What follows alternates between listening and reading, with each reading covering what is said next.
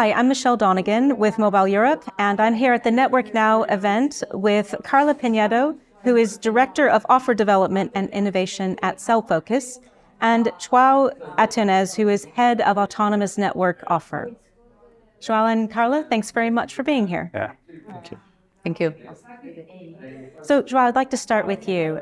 Can you explain how Celfocus approaches Gen AI, and if you could share some of the use cases that you've developed? So essentially, we like to start with what we say is the feasibility stage.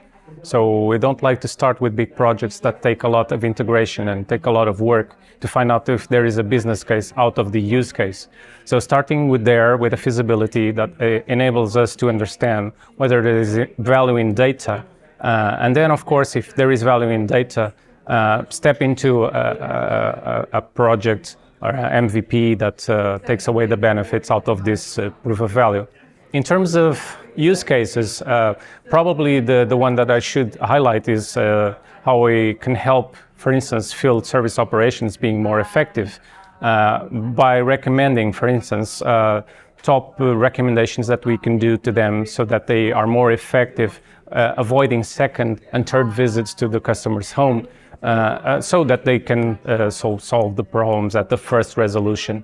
And so with this, we have been having good results. Expectations are good there. We are able to find 1% of field service reduction in total, which might come to a good amount within some of the CSPs. Carla, what kinds of concerns or challenges do clients typically express when it comes to thinking about Gen AI and using that?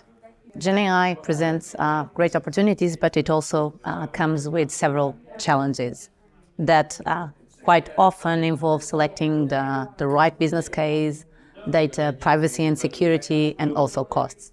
So for the first ones, for selecting the right business case, they want to know what are the use cases that bring the higher return on investment. And for that, at Celfocus, we have been developing a framework that help our clients define and identify the proper business case. So regarding data privacy and security, we are compliant with GDPR, we are following the regulations from the different countries, and we are also relying on hyperscalers and the privacy and security mechanisms that they have in place, as most of the times the data is already on the cloud, even network data.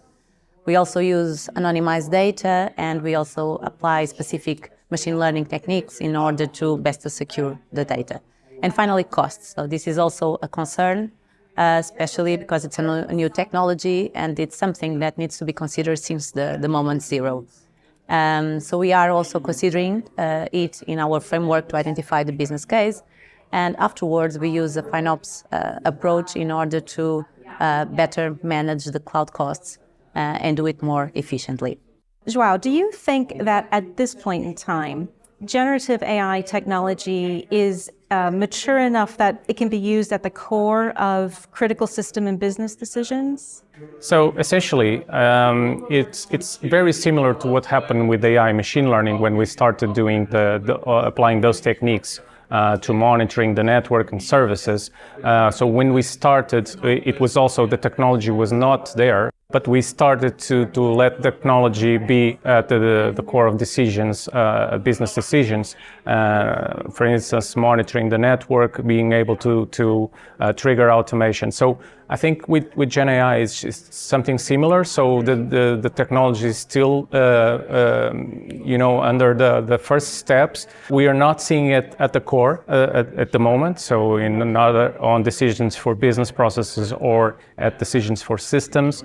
Is more of augmentation of capabilities of the humans, so letting them decide better, query data in large chunks, and using natural language, democratizing the way that humans interact with this lots of information. So, of course, the technology will evolve, and there is some technology also that is complementary to Gen AI that can, help us. Defining better what Gen AI can tell, so that it is more consistent within the answers and hopefully be at the core of the system decisions. And Carla, in the competitive landscape of Gen AI, how does Celfocus stand out and differentiate itself? So we have been applying AI successfully in many of our references throughout the years. In telco operations, also in the network to identify issues, root causes, and automate remediation. So Gen AI is the next evolution step in our AI history. So in the realm of Gen AI, more specifically, so we have been developing the framework that allows us to validate the business cases. We also developed a framework, augmented intelligence framework, to accelerate the development of the use cases. It is reusable, it is scalable, it is agnostic to LLM versions, and it also incorporates additional AI capabilities that allows us to build more complex and robust use cases. And with all of these, we have already a very interesting and relevant portfolio of use cases that we built together with our clients. So I would say that in a nutshell, what differentiates us best is for sure our track record in AI and Gen AI, our overall experience, and also these frameworks that we bring that can guide our clients from strategy to development. Carla, João, thank you very much for being here.